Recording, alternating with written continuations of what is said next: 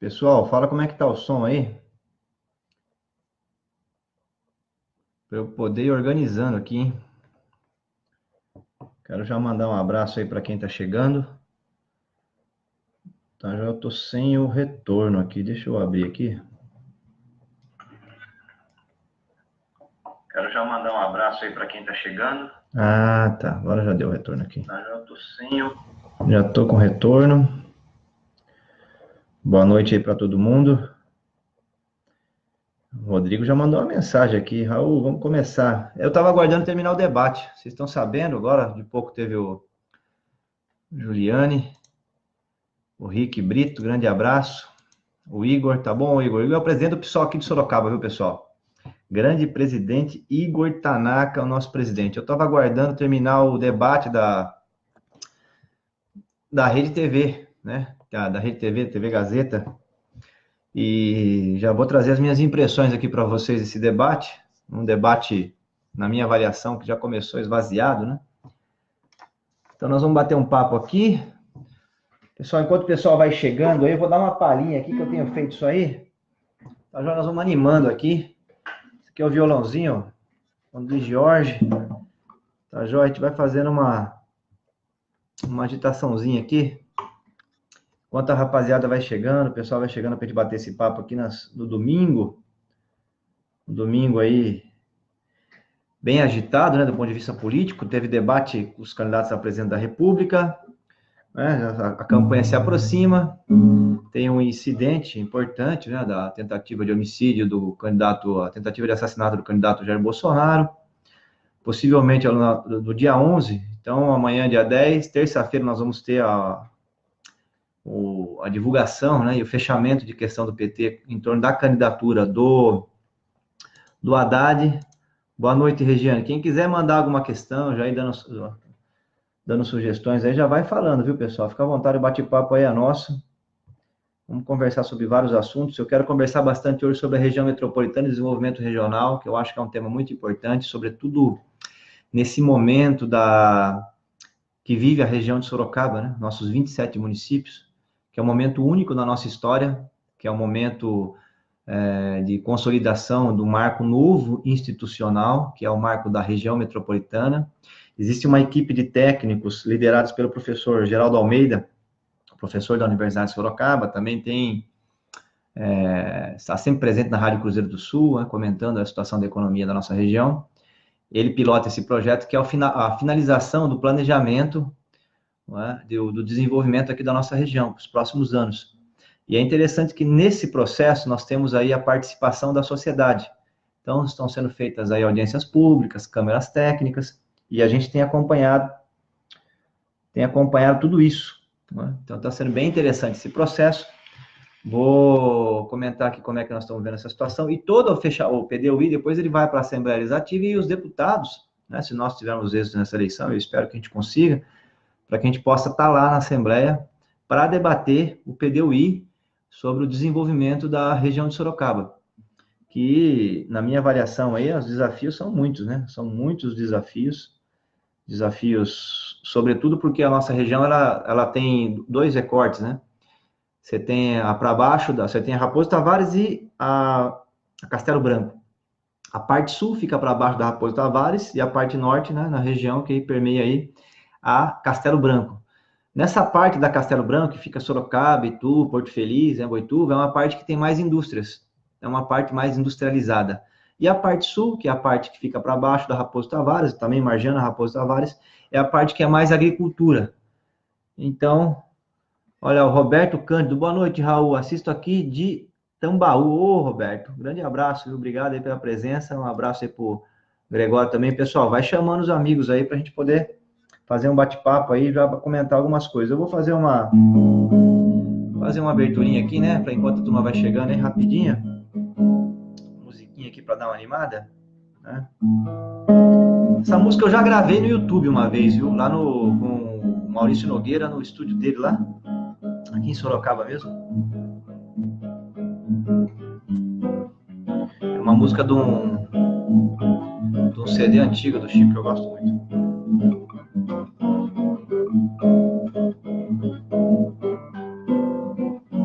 A Rita levou meu sorriso, o sorriso dela meu assunto. Levou junto com ela o que me é de direito, arrancou-me do peito e tem mais.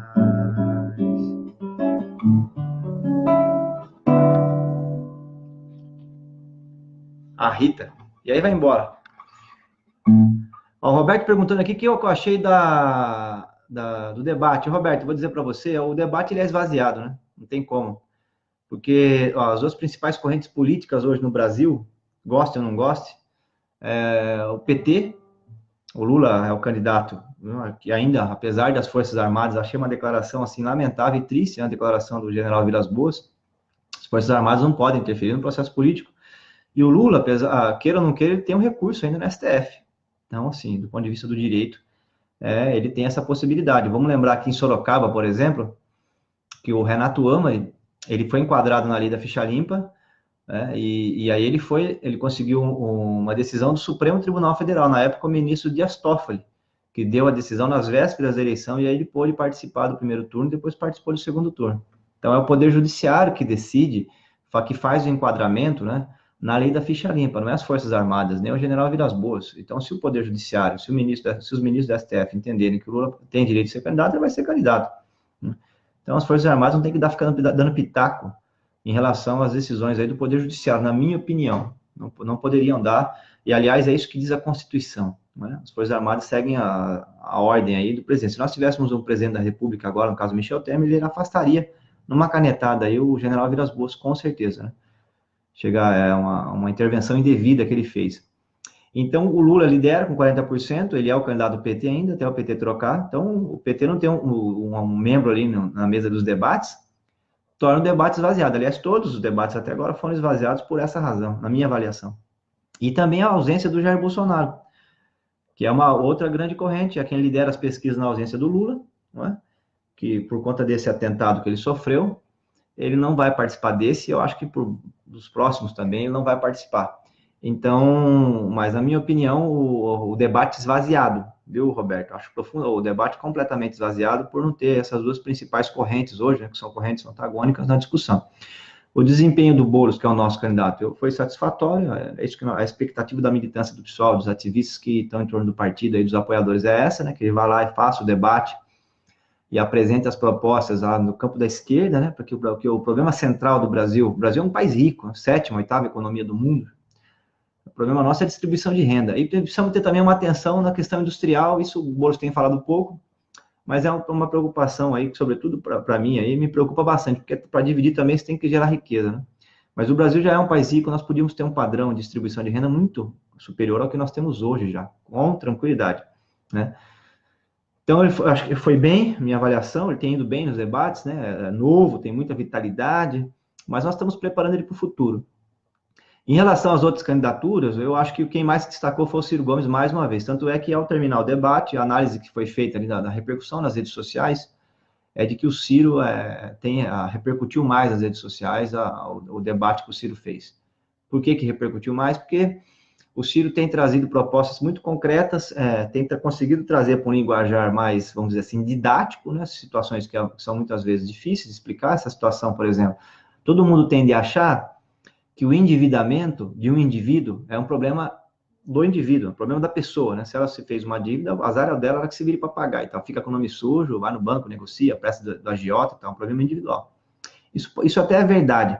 No entanto, quando você tem um endividamento sistêmico, como é o que temos hoje na sociedade brasileira, 60 milhões de pessoas endividadas, isso passa a ser um problema da sociedade.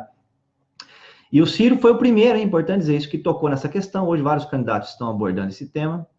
E ele montou um projeto, tem uma proposta para enfrentar essa questão, uma proposta muito importante, e é uma proposta correta na minha avaliação. Então, eu acho que ele tem discutido isso, tem discutido também o problema da indústria nacional, da ciência e tecnologia, né? O papel das Forças Armadas, numa sociedade democrática, onde a soberania do povo, as Forças Armadas precisam estar enquadradas dentro desse arranjo, né? Que é o arranjo que é subordinado à vontade popular que se expressa no presidente da República e no parlamento, que são aqueles que são eleitos, que representam a soberania popular. Ah, mas o povo quase não participa da vida política do Brasil. É verdade, precisamos criar mais mecanismos de participação da vida social, né, das pessoas nas decisões políticas. Isso é importante. Então, eu acho que o Ciro se destacou mais uma vez. A Marina é uma situação, eu acho, muito complicada. Parece que ela repete a mesma processo da eleição passada. Ela acaba que não trazendo para o concreto suas propostas, né? Fica muito nas questões mais gerais, que são importantes, né? Mas você precisa traduzir para as questões concretas. Eu acho que tem tido uma dificuldade. O Meirelles é aquilo, né? Chega a ser até bizarro, né? Ele ficar falando do Lula o tempo inteiro, que no governo dele, como se ele fosse presidente da República, né? Que gerou milhões de empregos. Ele foi um ministro subordinado a uma política de governo. Tanto é que ele está agora com o Temer, ele está aí, né? 14 milhões de desempregados.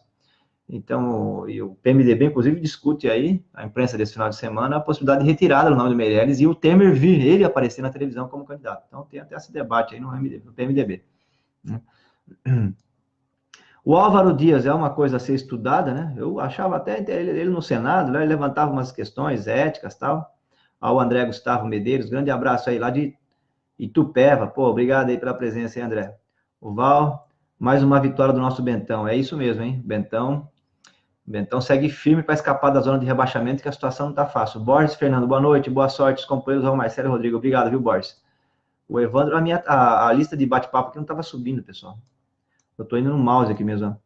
Boa noite, Raul. Parabéns pela campanha limpa e honesta. Eu e minha família estamos com você. Obrigado, viu, Nedeli? Obrigado mesmo, do fundo do coração.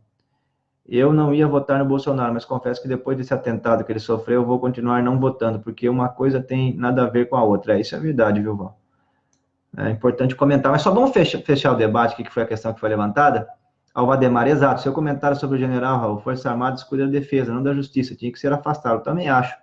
E olha que eu gosto dele, hein? Já vi ele falando no Senado, já vi várias palestras dele, parece que é uma pessoa sensata, que tem uma visão importante sobre o país, soberania nacional e tal. Só que não pode, né? Quando teve o julgamento da liberdade do Lula, ele já fez um Twitter meio que ameaçando a STF, e agora de novo, dizendo que quem ganha a eleição não vai ter legitimidade. Tá? Então, assim, é uma pessoa que sai, vamos dizer assim, do seu campo de atuação. E como as Forças Armadas têm um poder, né, muito grande, claro, as Forças Armadas, né, têm um poder do uso da força, prerrogativa, tem tanque de guerra, então, 300 mil pessoas, né, envolvidas aí nas Forças Armadas do Brasil, e tem voz do prestígio da sociedade.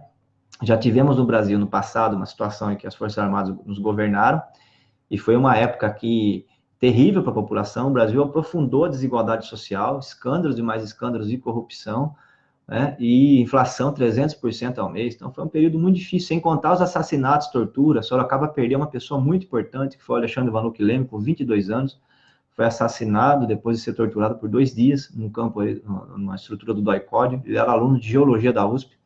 Seus pais estão vivos até hoje, hein, Dona Églia e seu José. Então, essa é uma situação. Renan, grande abraço aí, Renan. Obrigado pela presença. Então, só para finalizar aqui, como é que eu vejo? Eu acho que foi um debate esvaziado, porque as duas principais correntes políticas hoje não estavam presentes lá. O Bolsonaro, né, não tinha um representante e o Lula não estava com seus representantes. Então, essa é a primeira questão. A segunda é que eu vejo que eu vinha dizendo na Marina, né, que não apresenta propostas concretas.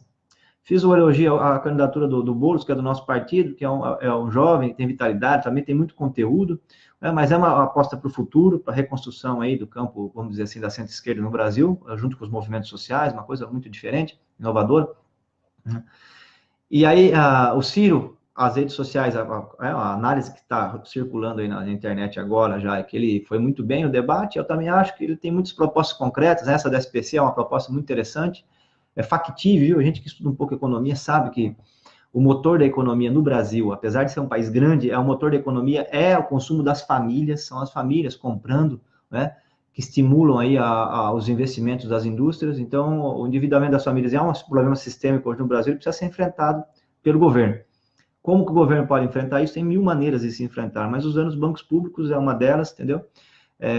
Chamando os bancos privados para renegociar essas dívidas.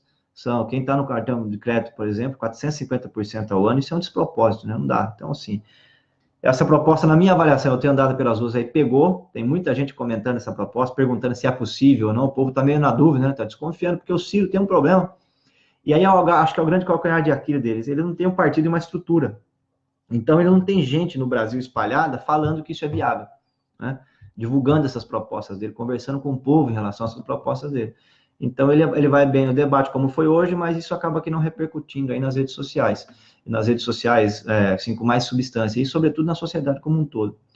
eu acho que tem uma dificuldade muito grande. O Álvaro Dias é um caso para ser estudado, né? O negócio dele é o Sérgio Moro, né? Ele é do Paraná, acho que vai ter até uma boa votação lá, mas ele fala do Sérgio Moro o tempo inteiro, que vai ser ministro, que vai ser isso, que vai ser aquilo, né? E aquele discurso que é o discurso de combate à corrupção, mas isso é obrigação, viu, pessoal? Ser correto, ser ético, não roubar é obrigação, não deveria ter um debate público em torno disso, até porque, né, o Brasil não é nem de longe o país mais corrupto do mundo, né? Nós temos aí países, inclusive na Europa, que são bem mais corruptos que o Brasil. O Brasil é o país de longe mais desigual do mundo, né? Em que uma parte da população considerável fica na miséria absoluta. Então, agora, nós temos que melhorar os sistemas, os processos, procedimentos. Não deveria nem ter uma discussão pública tão forte em torno desse tema. Esse tema deveria ser obrigação, né? Não roubar, cuidar bem do dinheiro público e melhorando os processos nas empresas públicas, dentro do Estado, né? Fazendo aí os compliance do setor público, é uma coisa, inclusive, razoavelmente simples de fazer, controlando a evolução patrimonial de quem ocupa cargos públicos e tal, né? A transparência. Então, é uma coisa que, mas escândalo de corrupção tem? Sempre tem, você tem, é difícil, né? O país, a administração é grande, o país é enorme, sempre vai ter um ou outro caso de corrupção. E aí tem que entrar a Polícia Federal, Ministério Público, os processos de investigação, mas não colocar esse tema, como eu vejo muitos candidatos falarem, não é? Que resolveu isso aí, resolveu todos os outros. Muito não. Você pode ter um presidente que não roube e, no entanto, o povo continuar na miséria, continuar no desemprego, entendeu? Pode acontecer isso, né? Você tem um presidente que não roube dinheiro público e que não gera emprego, por exemplo. Então, as coisas precisam caminhar, né, num todo. Por isso que a eleição presidencial é complexa, porque o presidente, além de ter que ter respeitabilidade moral, ética, ele tem que também ter bons projetos, né? E eu vejo esse esvaziamento, por exemplo, no discurso do Bolsonaro, né? O Bolsonaro, ele tem um discurso que, assim, eu não participei da Lava Jato, né? Não roubei dinheiro público, portanto, todo mundo tem que votar em mim. Não, ele não tem projeto nenhum para a questão das mulheres, a desigualdade que existe de gênero, né, entre homem e mulher no Brasil. Não tem nenhuma proposta para a questão do combate à homofobia, né, à perseguição e os assassinatos homossexuais no Brasil. Não tem nenhuma proposta para combater a desigualdade. Ele acha, inclusive, que é uma coisa natural, né? A proposta dele para a segurança pública é armar o povo. E eu fico imaginando aqui, né, no que aconteceu com ele, o rapaz estava com a faca, né? Rapaz, inclusive, que não está na 100% aí bem na cabeça, na minha avaliação, e de muitos outros também. Mas se tivesse armado, né, atirava nele, atirava nas pessoas que ali estavam. Então, distribuir arma para o povo, a segurança pública tem que se fazer diminuindo os índices de não esclarecimento dos homicídios. Esse é o principal, na minha avaliação, calcanhar de Aquiles no Brasil hoje. Mais ou menos 60 mil homicídios no ano passado, e a polícia não resolve nem 10% desses homicídios. Tem vários candidatos falando sobre isso, e é aí que está o problema. Aí que está o centro da questão. Então, esse esvaziamento do debate, eu acho que o desempenho dos candidatos, né, o Alckmin é aquela situação que todo mundo já conhece, né? O Alckmin, de fato, ele não tem proposta para nada, é tudo platitude, e porque ele, de fato, não tem um governo aqui em São Paulo que é uma referência em nenhuma área no Brasil, educação, saúde, nem segurança, nenhuma área. E ainda é um governo que tem um problema de desvio de dinheiro público, né? Sobretudo nas obras aí do metrô e do Rodoanel. Mas eu acho que, no geral, se perguntar assim rápido, 30 segundos, qual é a síntese do debate? Um debate esvaziado. Um debate em que as principais correntes políticas hoje, que estão aí, na minha avaliação, se encaminhando para irem ao segundo turno, não estavam presentes. Então, quando não está presente, está esvaziado, na minha avaliação é essa.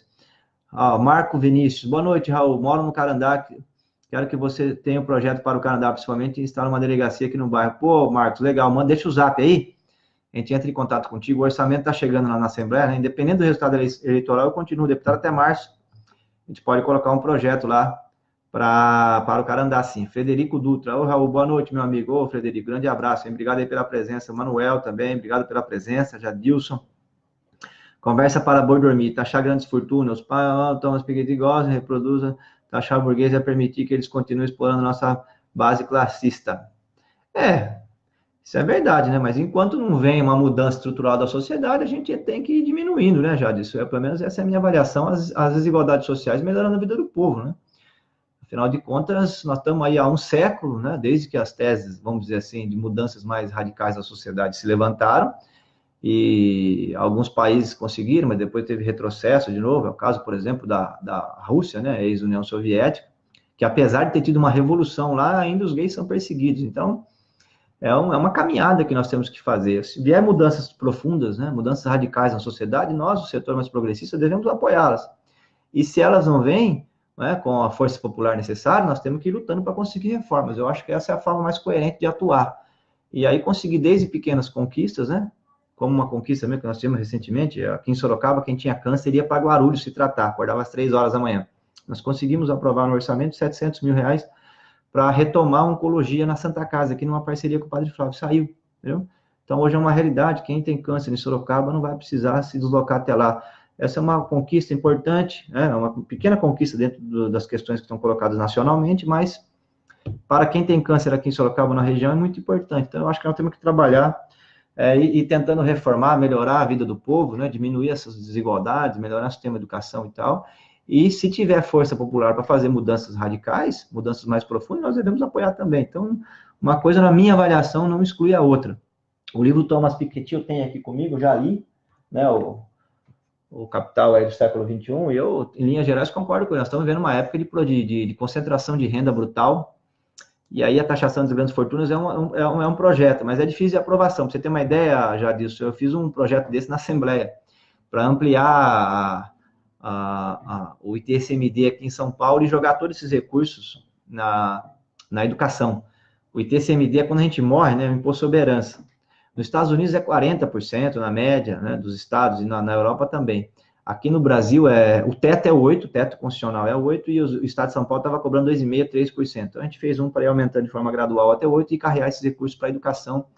Era uma saída, essa proposta estava no nosso plano estadual de educação e não foi aprovada. Então, mas é difícil aprovar esses projetos, eu concordo contigo. Temos que pautar o debate sobre o desenvolvimento soberano, onde o centro dinâmico da economia seja controlado pelos interesses nacionais. É isso aí, Rodrigo. Rodrigo é a nossa dobrada, viu, pessoal? Sou Raul, mas também sou 17. Grande Rosevaldo, um abraço. Boa noite, Mari Benavides, obrigado por acompanhar. O pessoal respondendo todo mundo aqui. A Francis Elane, fale um pouco do Haddad. O Haddad, Francisco, ele não pôde ir nos debates ainda. Eu acho que a partir de terça-feira ele vai poder se fazer presente nos debates. Eu acho que ele vai fazer um governo, se ganhar as eleições, né, porque nós temos que analisar o que seria um governo do Haddad. Eu acho que ele vai ter uma dificuldade muito grande, né? Apesar de eu achar que ele estará com certeza, e dificilmente o Haddad não vai ao segundo turno, mas eu acho que vai ser um governo que terá uma dificuldade de começar, né, e inclusive terminar o seu governo por conta do clima que permanece, né? Os apoiadores do Jair Bolsonaro, sobretudo frações das Forças Armadas, né? Se pegar o Mourão e agora essa declaração aí de ontem do Vilas Boas, né? São setores refratários ao PT no governo. São setores refratários ao PT. Importante dizer, o Bolsonaro, às vésperas de sofrer o atentado, a facada em Juiz de Fora, ele disse que os petistas tinham que ser metralhados, né? Então, é um setor da sociedade que se radicalizou contra o PT e tem o apoio da opinião pública, sobretudo da Rede Globo de Televisão, né? Aliás, eu acho que nesse final de semana, depois do que aconteceu com o Bolsonaro, ele acabou se tornando o candidato da Rede Globo, né? E, assim, a elite brasileira já apoiou o Jânio Quadros, mesmo sabendo que ele não tinha capacidades mentais de governar o Brasil, eles apoiaram o Jânio Quadros caiu e pavimentou a vinda para os militares. Já apoiaram o Collor também, que não tinha condições de ser presidente da República, né? E eu acho que eles vão apoiar o Bolsonaro. E se o Bolsonaro perde a eleição para o Haddad, por exemplo, esse cerco continua. E o Haddad, eu acho que ele não tem, claro, na cabeça dele, um plano, né, para fortalecer o campo popular no Brasil, para criar vamos dizer assim, um contrapoder, né, para segurar esse ímpeto, vamos dizer assim, antidemocrático da elite brasileira, que é histórico já, né? Os ricos do Brasil não toleram a participação política dos pobres, que é o único momento em que nós todos somos iguais, né? Todo mundo é igual na hora do voto, o voto ali é um voto para cada um. Então, existe uma intolerância, né? Como tem muitos sociólogos que falam até de um ódio aos pobres no Brasil, né? Então, eu acho que ele vai ter uma dificuldade muito grande, porque não é uma figura carismática, vai ser mais um candidato eleito pelo Lula, né? Perdeu, ele foi nem ao segundo turno na eleição em São Paulo, ele perdeu por Dória no primeiro turno, né? Então, eu acho que vai ter uma dificuldade muito grande. Se ganhar, terá uma dificuldade. Eu acho que talvez a estratégia melhor seja fazer como foi feito lá na Argentina. Na Argentina aconteceu um processo dele, um candidato, um processo parecido com esse. O candidato ganhou a eleição, Têmpora, e ganhou a eleição, e o Perón estava no exílio, né? Ele ganhou a eleição dizendo que ele eleito, ele tirava o Perón do exílio e o Perón seria o presidente. E aí ele chamou novas eleições. Então ele ganhou com o apoio do Perón no exílio. Na Argentina, se me falha a memória, foi 72 ou 73. E aí ele chama novas eleições e o Perón vira presidente. Eu acho que para o Haddad seria o melhor cenário. O Haddad e para o PT, inclusive, né? Porque o Lula goza de mais prestígio popular, apesar de nós termos criticado ele de forma dura, né? pela esquerda, que ele podia ter feito muito mais ao longo dos seus 8 anos, mas a verdade é que precisa ser dita que ele entrou no governo com o apoio dos trabalhadores e saiu do governo com o apoio de grande parte da classe trabalhadora. 80% de aprovação popular, Lula saiu do governo. Apesar de não ter mexido nas questões estruturais do Brasil. É importante dizer aqui também, na época quando o crescimento econômico veio no governo do Lula, todo ele foi cooptado, grande parte, pelas importações. Então, nós tivemos um processo de forte desindustrialização do Brasil, né? E isso acabou que complicando bastante a situação da indústria nacional. Isso o PT, vamos dizer assim, negligenciou, né? Negligenciou a indústria nacional, negligenciou também, na minha avaliação, a relação com as Forças Armadas. Nós poderíamos ter Forças Armadas mais populares, com mais respeito à soberania popular. Ter um cidadão como esse aí do Vilas Boas dar esse tipo de declaração é uma falta de respeito com relação à soberania popular, né? Respeito ao poder judiciário e tal. Então, poderia ter sido feita uma reforma ali dentro das Forças Armadas no Brasil, eu acho, né? Tanto é que se nós tivéssemos feito essa reforma, talvez não teríamos uma situação como essa. Hoje o Bolsonaro é candidato e o vice dele é o Mourão, que é um general das Forças Armadas, que quer privatizar tudo, viu, pessoal? Ele é a favor de privatizar tudo e cortar os recursos das áreas sociais. Então, hoje a Folha de São Paulo traz uma matéria sobre os cortes aí violentos nas áreas sociais, né? 58 mil reais no ano passado para o Museu Nacional. Como é que faz uma gestão no museu com 58 mil reais, né? E assim, esse pessoal quer continuar fazendo esse ajuste. Chamaram aquele cara lá que é o Paulo Guedes, que é o posto Ipiranga do Bolsonaro e do Mourão, e ele está dizendo que tem que vender até os prédios públicos, né? Privatizar tudo, queima todo o patrimônio público, e aí você fica esperando. Bom, ele vai falar isso porque ele vai falar, vamos fortalecer o SUS, né? O SUS, inclusive, que salvou a vida do candidato Jair Bolsonaro, né? Um médico que fez a cirurgia recebeu 300 reais. Mas não, vai fazer um sistema público de educação, vai investir em infraestrutura, não. Então, nós vamos vender tudo para rolar a dívida pública. Então, de fato, é só para atender interesses de rentistas. Então, está tendo uma fusão no Brasil, nesse exato momento da nossa história, assim, muito forte, entre setores das Forças Armadas, né? Que é um setor que, na minha avaliação, ainda é minoritário, mas ele está ali, o setor das Forças Armadas, né? A candidatura do Jair Bolsonaro e os meios de comunicação, e sobretudo a família do Roberto Marinho. É uma fusão aí que, na minha avaliação, ela é contra o povo, né? Por quê? Porque os interesses populares vão ser jogados aí para as calendas. Esse ajuste fiscal que eles estão propondo aí é muito mais radical do que o ajuste fiscal do Temer. E olha o que o ajuste fiscal do Temer já gerou na sociedade brasileira, né? Gerou 14 milhões de desempregados, 7 mil obras públicas paradas, é corte na ciência e tecnologia, é corte no FIES, é corte em tudo. Todas as áreas que você olha no governo hoje estão cortando. Para quê? Para entregar, para queimar na fogueira da dívida pública, né? Que é meia dúzia de banqueiros que têm esses títulos. Então, de fato, é uma situação muito complicada que nós estamos vivendo nesse momento da história do Brasil. Eu acho que o Haddad tem uma dificuldade grande de enfrentar essa situação, porque ele vai ser, vamos dizer assim, é uma espécie de Dilma 2, né? Aí o Lula elegeu a Dilma, né? E agora vai tentar eleger o Haddad também. Eu acho que teria uma dificuldade muito grande. Mas é claro, ele está dentro da centro-esquerda, né? Tem projetos aí que eu acho que são projetos, vamos dizer assim, mais com caráter social, né?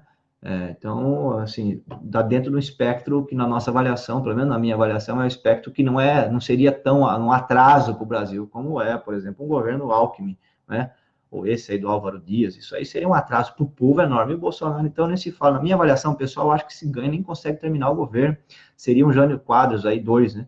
Ele vem, cai, aí depois assume o Mourão, aí as Forças Armadas assumem o governo do Brasil.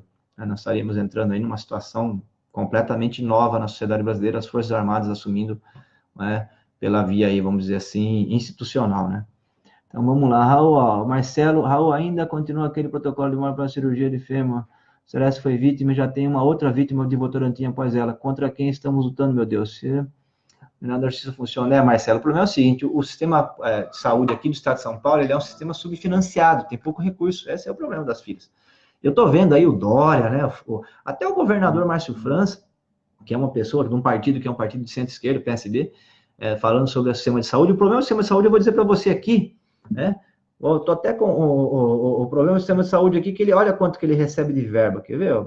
Deixa eu puxar aqui para você, né? O SUS aqui no estado de São Paulo, que é o nosso sistema único de saúde, né, do governo do estado de São Paulo, eu tô com os dados aqui, eu já pego para você, para você dar uma olhada para entender qual é o problema da saúde pública aqui no nosso estado, né? Na verdade, é falta de verba, assim, absoluta falta de verba, né? porque existe uma desproporção entre as necessidades, a demanda por saúde pública e o valor que o governo do Estado e o governo federal também destinam. Não é só o governo do Estado, é o governo federal também. Mas em relação ao orçamento do Estado, que é o orçamento que eu trabalho, né, todo ano a gente discute lá na Assembleia, eu vou...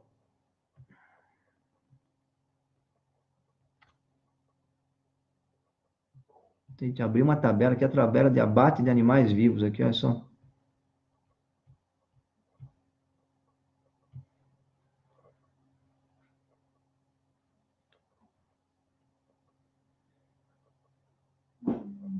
Aqui, ó. Você tem, ó, o SUS, ó, o Sistema de Saúde aqui do Estado de São Paulo. Vamos lá. Quem quiser depois eu mando aqui, só deixar aí o zap aí que eu mando para todo mundo, tá? Olha lá, o previsto para 2018. 2018 que é bom, esse ano é corrente, né? Ó, para Santas Casas vai 314 milhões, repasse a entidades filantrópicas 554 milhões, rede estadual de ambulatórios e hospitais 4,8, as AMBs, né? 4,4 bilhões, repasse às organizações sociais 5 bilhões, né? E em 2018, quanto que nós vamos deixar de arrecadar? Então, vamos somar aqui, ó, dá 1 bilhão, né? 5 bilhões e meio, 10 bilhões, 11 bilhões mais ou menos de repasse, aqui, sem contar a administração direta, que são os hospitais, mas 11 bilhões aqui de orçamento para a saúde, aqui, as AMES, repasse para a Santa Casa, entidades filantrópicas e as organizações sociais, que hoje são quase todas, aqui, o Hospital Novo de Sorocaba é organização social. Quanto que o governo vai deixar de arrecadar, que é imposto a menos, que são as chamadas desonerações fiscais? O governo do Estado de São Paulo, o orçamento desse ano aqui, que está em curso, vai deixar de arrecadar 19 bilhões. A previsão total é 23, entendeu? 19 bilhões.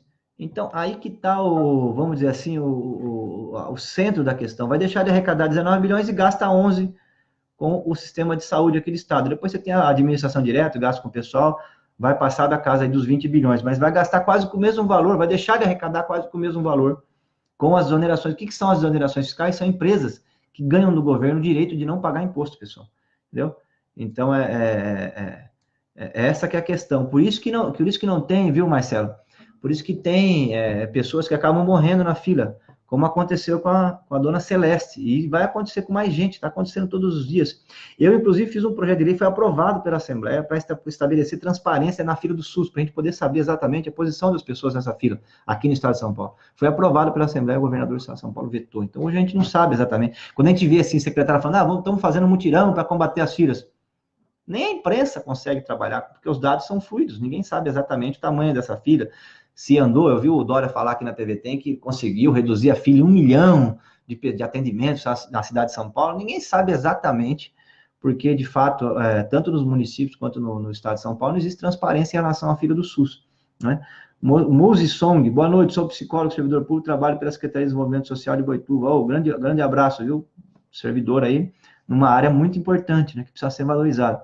Gregório, Raul, fale um pouco da educação aqui no estado de São Paulo. O PSDB destruiu a educação pública, saiu recentemente os resultados do IDEB, São Paulo, durante o governo Alckmin, andou para trás. É isso mesmo, né? No ensino médio, no ensino fundamental e médio, São Paulo andou para trás, sobretudo nas matérias de matemática e português, viu, pessoal? Por isso que a candidatura do Alckmin, e ele falando nos debates, você percebe que não tem legitimidade para falar dos temas públicos, sobretudo as principais áreas, assim, que são as que podem, de fato, transformar a sociedade brasileira. Porque São Paulo não tem o que apresentar. Nós tivemos uma discussão muito intensa na Assembleia, no primeiro ano do mandato, que foi em torno do Plano Estadual de Educação, um projeto para o desenvolvimento dos 20 anos da educação de São Paulo. São Paulo, proporcionalmente aos outros estados da federação, gasta em relação à sua riqueza menos, 3,6% do PIB, enquanto a média dos outros estados é 4%, 5%. Então, já começa por aí. Nós temos ainda quase 2 milhões de analfabetos, uma proporção de alunos matriculados no ensino superior, que são nas universidades, matriculados nas universidades públicas, que não chega a 10%, que também é uma média muito baixa em relação aos outros estados da federação, né? As salas de aula superlotadas e um dos piores salários do Brasil é o pago pelo estado de São Paulo aos nossos professores. Então, é um conjunto de situações que transformou a educação no estado de São Paulo nesse quadro, vamos dizer assim, que é um quadro trágico. E qualquer pessoa que a gente conversa na rua, viu, pessoal, não fala de obra, né? Fala das áreas sociais, sobretudo educação e saúde. E o governador não tem o que apresentar, de fato, uma situação muito difícil. E o Temer também não sai disso, né? O Temer querendo aprovar uma reforma do ensino médio por medida provisória é de arrebentar, né?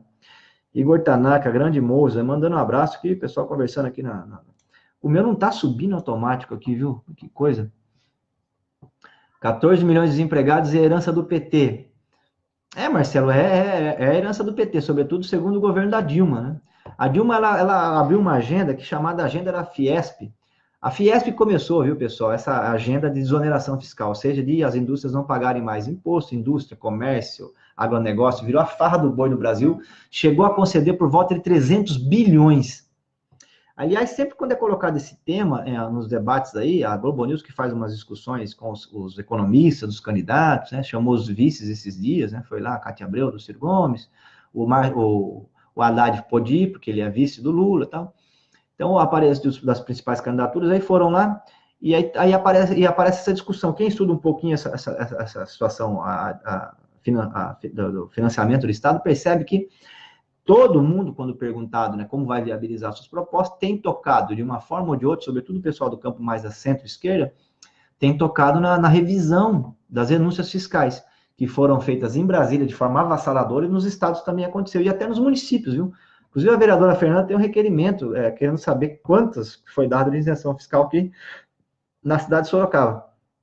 Então, de fato, essa é uma situação muito dramática e que precisa ser revista, né? Por quê? Porque o que aconteceu foi o seguinte, a Dilma achou que, ao fazer as renúncias fiscais, ia estimular o investimento nas indústrias e gerar emprego. As indústrias, sobretudo as multinacionais, entesouraram dinheiro, não investiram, né? Ganharam rios de dinheiro, porque tiveram isenção fiscal, deixaram de pagar impostos, e o governo se descapitalizou, ficou sem recursos para fazer investimentos e tocar as obras públicas. Ainda mais depois de ter feito uma Copa do Mundo e uma Olimpíada.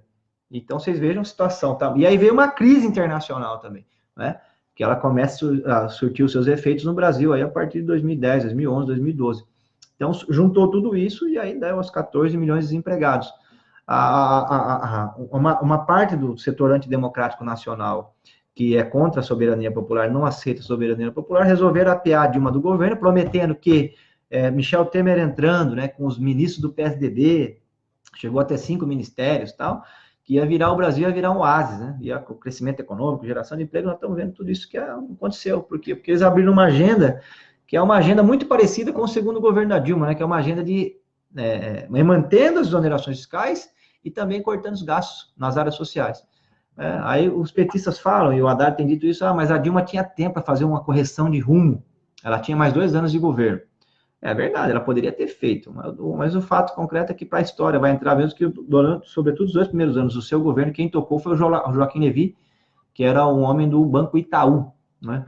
E ele promoveu um ajuste fiscal gigantesco que descapitalizou. E outra, você tem o consumo das famílias, o motor, e o segundo, investimento público, ia junto com as indústrias. Então, o governo federal deixou de investir, ao deixar de investir, parar nas obras e o país praticamente ficou na estagnação. E é a situação que nós estamos até hoje, porque o Temer, ele dobrou a aposta, né? O Temer fez uma espécie de dobra de aposta. Então, Marcelo, é isso, é uma herança do governo da Dilma, do PT, sim, não é? Ela tinha 2 anos para fazer uma correção de rumo, foi a piada do governo, né? Sofreu aí o golpe, né? O impeachment parlamentar, né? Impeachment Tabajara, porque não teve crime, ela não cometeu crime, né? Ela tinha uma opção política, né? De política econômica. Ela sofreu o golpe e o pessoal do Temer entrou e dobrou a aposta e aprovaram uma emenda à Constituição, Marcelo, que o Brasil não pode ampliar os gastos sociais, educação, saúde e segurança nos próximos 20 anos, nem investimento. Você tem uma ideia da insanidade que foi feita aí nesse pós-Dilma, né, de dobrar mais a aposta ainda. E o povo, então, associa o Alckmin ao Temer, porque tem que associar mesmo, o Temer tem dito isso, o Alckmin está com a gente no governo aqui, né? Por isso que se inviabilizou. E aí as candidaturas que apareceram aí, do ponto de vista da população, é a lembrança do que foi o governo Lula, os 8 anos do governo Lula, que teve emprego, teve bastante emprego, né? E o Bolsonaro, que é uma referência aí de um setor que acha que a questão da corrupção é a questão central hoje. Eu também acho que é uma questão muito importante, né? Mas ela descasada de geração de emprego, de distribuição de renda, de melhoria das políticas públicas não nos leva a uma vida melhor no Brasil. Corrupção ser honesto é pré-condição, né? Pressuposto da vida pública, simples assim. A pessoa que é pega em algum escândalo devia ser simplesmente afastada e pronto, até provar a sua inocência. Então vamos lá. Célia Adriana da Cruz, também acho, Rodrigo Isolini, devido a essa falta de tratamento que precisa dos meus braços, irmão, perdendo meu emprego. Pessoal, quem tiver alguma demanda aí, vai mandando aí pra gente, que a gente vê como é que a gente vai encaminhando, tá? Até para poder denunciar também. Está sendo marketing político, pois não havia até agora uma mudança expressiva. Marcelo, esse hospital novo é um hospital de porta fechada, né? É um hospital de porta fechada. Pessoal, nós estamos aqui já com um tempo bem avançado. Olha, nós estamos nessa campanha. A campanha é uma dobrada regional com o Rodrigo Chisolini, nosso candidato a deputado federal. Tá joia? A questão regional, eu vou citar mais um dado para vocês aqui, porque é o grande desafio. De um lado, nós temos que fazer o que aqui na região metropolitana de Sorocaba, que vai ser um pouco da linha geral de atuação nossa na discussão do plano de desenvolvimento integrado da região metropolitana. É garantir que o desenvolvimento também seja integrado aqui na região, né? Sobretudo a parte sul da nossa região metropolitana, que é a parte que fica ali nas margens sul da Raposo Tavares, né, que são os municípios com a predominantemente agrícola. Nós precisamos garantir a preservação ambiental nesses municípios, né, e, ao mesmo tempo, também garantir capacitação técnica dos nossos agricultores. E a Secretaria Estadual de Agricultura é muito importante para isso. Praticamente foram fechadas as casas de agricultura, né? Mas nós podemos retomar aí com os cursos de agronomia, né? Piracicaba tem um histórico nesse sentido, tem cursos aí, inclusive universitários, né? Universidade voltada para essa área. Nós temos que desenvolver, porque para garantir essa estabilidade agrícola, com respeito ao meio ambiente, sobretudo respeito aos nossos mananciais, os mananciais de água, né? Do Pararanga e por aí vai. Então, esse é um primeiro, vamos dizer assim, um macro desafio. O segundo macro desafio é na parte norte, que é a parte industrial, que a gente possa ter, que já é uma realidade, esse adensamento urbano, essa conurbação. Hoje Sorocaba está conurbado com Votorantim, está junto com Votorantim, praticamente junto com Itu, né? Se juntou agora com a vinda da Toyota com Porto Feliz, em Araçoiaba da Serra. Então você tem uma conurbação.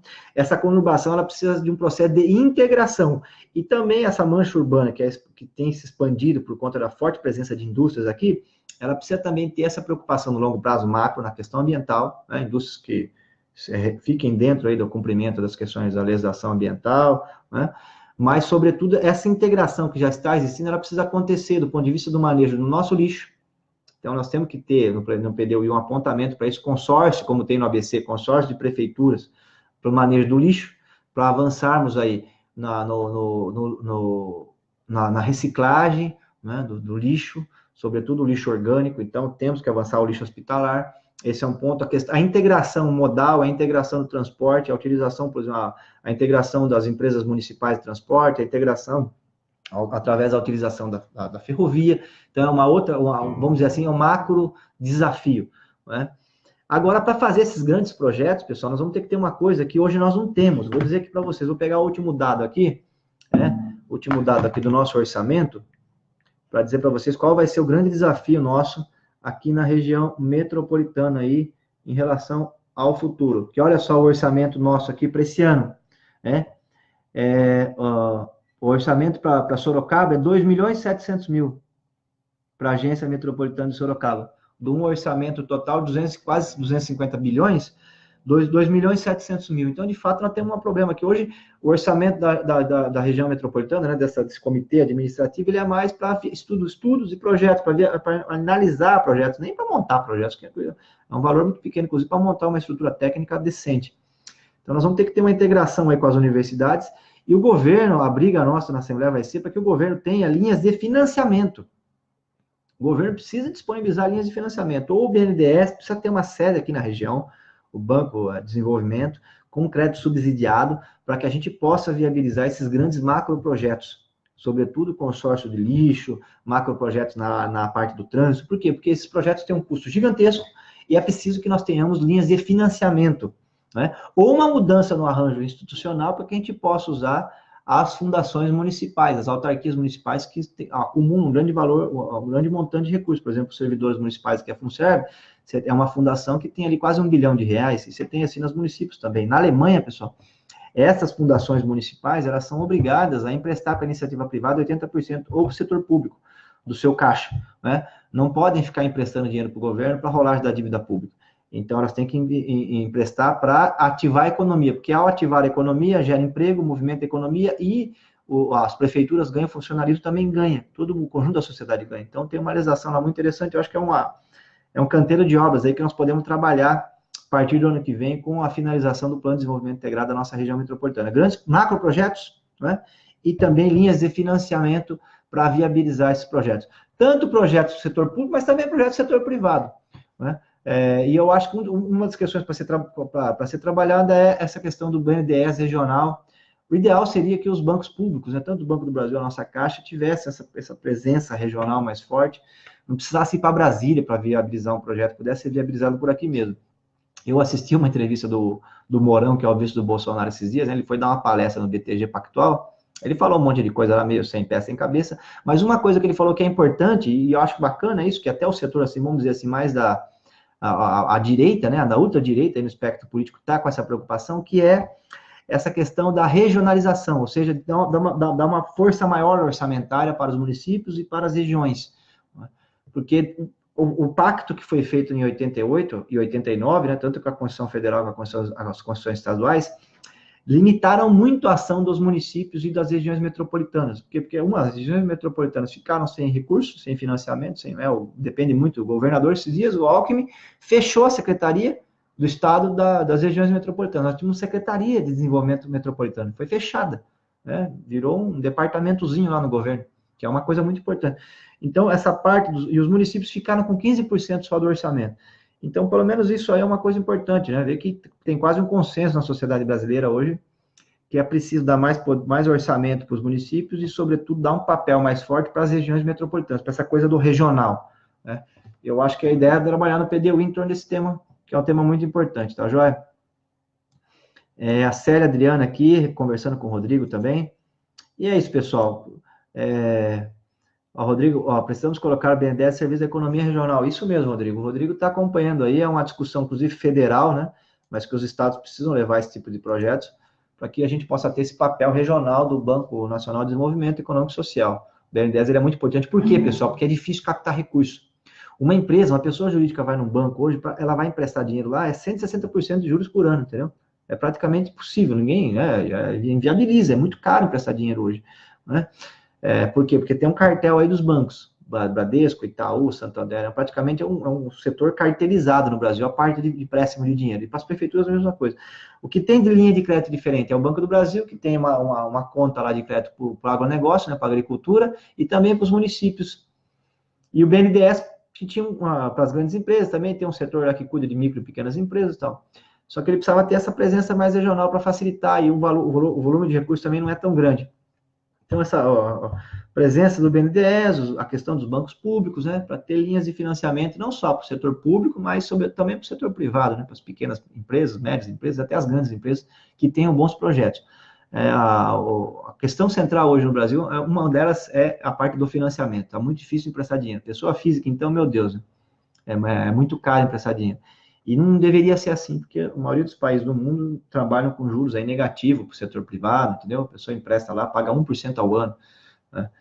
Por quê? Porque é uma forma de estimular a economia, novos negócios, empregos e tal. Tá joia?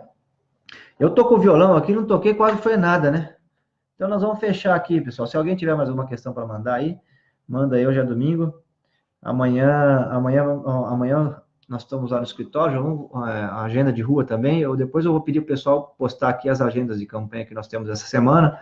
Tem muita agenda em feira, terminal, fábrica, escola, faculdade. Seguir aí entregando material nosso, divulgando a campanha, tá bom? Agradecer bastante a quem ficou até aqui, acompanhando a gente aí nesse nosso bate-papo informal. Quem mandar questões, quem chegar depois aqui não pegou ao vivo, deixa aí a pergunta, o questionamento, que eu respondo, tá? Tranquilo. Vamos lá, deixa eu fazer uma musiquinha aqui pra gente encerrar.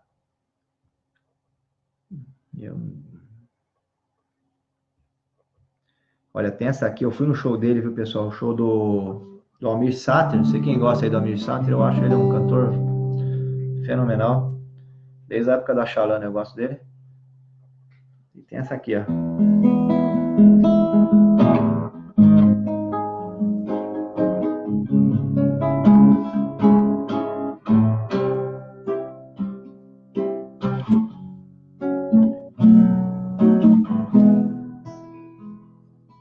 Enquanto esse velho trem atravessa o Pantanal, as estrelas do cruzeiro fazem um sinal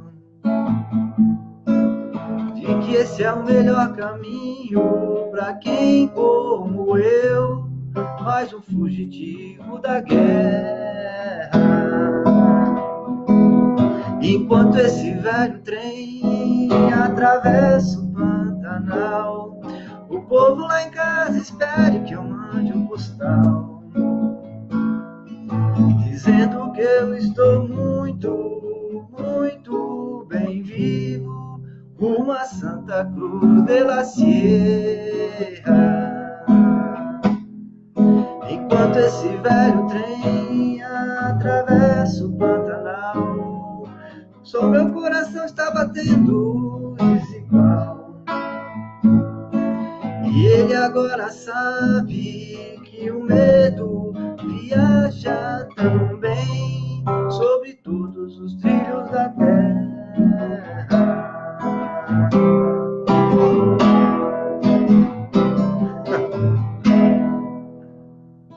Valeu aí, pessoal. Boa noite para todo mundo. Boa semana, tá joia? Obrigado aí a Célia, ao Robson, todo mundo que ficou até agora aí acompanhando. Tá legal? Valeu mesmo. E a gente vai conversando aí. Quem quiser, essa música chama Trem do Pantanal, uma música maravilhosa do Almir Sater, acho que tem no YouTube aí, dá para escutar numa boa, tá bom? Um grande abraço aí para todo mundo, valeu, boa semana. Francisca, realmente esse é um fiasco, Raul, era para ser prefeito de Sorocaba, agora já foi, estamos fiscalizando o governo dele, tá joia? A Bruna pergunta aqui sobre a delegacia da mulher, precisa estar aberto final de semana, Bruna, eu tenho um projeto sobre isso aí, agora eu vou fechar mesmo, pessoal, tem um projeto sobre isso, delegacias da mulher para 24 horas, né? E não foi aprovado, porque eu vejo, tem vários candidatos falando na televisão, né? O Bolsonaro não, o Alckmin tem falado, né, que ele tem uma vice que é mulher. O Bolsonaro é o único que acho que não é uma coisa das empresas, né? Mas, bom, na minha avaliação, ele está profundamente equivocado. Isso é das empresas também? Mas é do Estado também, é da sociedade, né?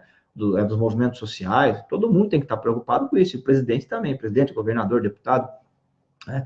De um lado, a promoção da igualdade, né, entre homem e mulher, no ambiente de trabalho, tal, na escola, tudo, e do outro lado também o combate à violência contra a mulher. É um problema entre nós, né? O Brasil é uma sociedade profundamente violenta contra a mulher. E como é que a gente faz isso? A gente faz isso com legislação e faz isso com estrutura. E qual é a estrutura que a gente precisava ter? Hoje eu fiz um projeto de lei também para criar a Polícia Militar da Maria da Penha, que é um destacamento específico da Polícia Militar, que quando seja chamado para uma ocorrência envolvendo mulher, não chegue lá e o policial fale, isso aí é briga de marido e mulher, não se mete a colher, não vou se envolver, entendeu? Não, tem que ter um destacamento específico para ir ou um policial homem com formação na área, ou uma policial mulher com formação na área também, para fazer uma abordagem tecnicamente perfeita, correta, né, respeitando os direitos da mulher. Precisamos ter uma delegacia que funcione 24 horas e, sobretudo, aos finais de semana, porque, pasmem todos, a maioria das agressões contra as mulheres acontece aos finais de semana. É uma coisa que a gente não tem. Só tem em São Paulo uma. 40 milhões de habitantes do estado de São Paulo, só tem uma delegacia da mulher, 24 horas, que é em São Paulo. As outras no interior fica tudo fechado no final de semana. E muitas delegacias não têm mulheres. Isso é uma coisa que tem no meu projeto. Tem que ter mulher delegada. E escrivã, não escrivão. Por quê? Porque também, e a escrivã com formação na área, porque a mulher às vezes vai ali fazer o depoimento e o cara fica fazendo piadinha, entendeu? Porque é machista. Isso é um absurdo, né? Então tem que ter mulher. Então, nós temos que ter o compromisso da sociedade, né? De que isso é uma questão de todos, né? Então tá errado quem fala que não é problema seu, não, é um problema de todos nós, né? E até porque uma criança que cresce num ambiente familiar violento, vendo a mãe apanhar, né? Ela acaba achando que a violência é natural, pessoal. Acaba achando que a violência é natural. É uma coisa que me deixa espantado também, né? Eu sou solidário, estou desejando o pronto restabelecimento da saúde do candidato Bolsonaro, né? Solidário à família e tal, mas ele é uma pessoa que prega violência aberta, né? E fica fazendo assim, em todo lugar que vai, ele faz assim, pega a criança no colo e fala para as crianças fazerem assim, entendeu? Sinal de arma, né? Então a criança fica vendo aquilo e fica achando que é natural, entendeu? Daqui a pouco põe um revólver na cinta e sai matando as pessoas, que afinal de contas é normal, né? Até um candidato a presidente faz isso. Então, assim, a gente precisa de a paz, né, e o respeito ao próximo é uma coisa que precisa ser cultivada desde a mais tenra idade, né, das crianças. E uma criança que cresce num ambiente violento acaba que naturalizando a violência, é óbvio isso. Então, você precisa ter, nós temos que, a mulher precisa ter garantias de que ela vai poder fazer a denúncia para ir num espaço adequado, uma delegacia, com uma mulher, com uma escrivã, né, mulher também com formação na área, que ela vai ser atendida por um destacamento da polícia com formação na área, que é a Polícia Militar da Maria da Penha, né, para que a gente possa rapidamente, numa família que as crianças estão envolvidas nesse ambiente de violência, que a gente possa cessar isso. E para cessar isso, a gente tem que ter essa atuação do Estado, atuação forte do Estado, muita educação. Eu fiquei muito feliz na prova do Enem, há uns 2 anos atrás, trouxe o tema da violência contra a mulher, né?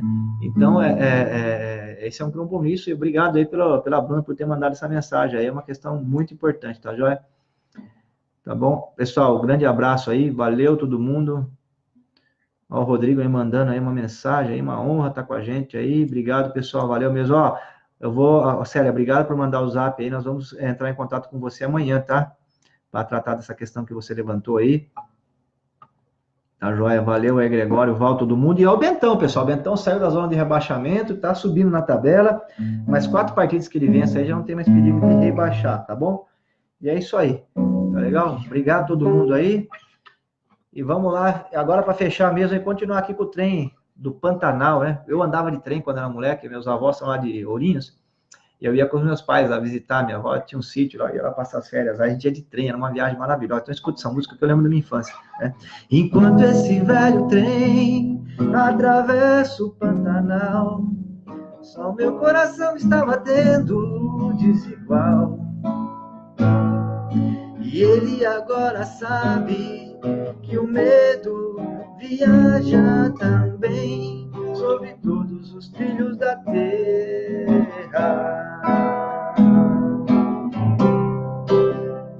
rumo a Santa Cruz de la Sierra. Valeu, pessoal. Boa semana para todo mundo aí. Fiquem com Deus, tá? A gente vai conversando.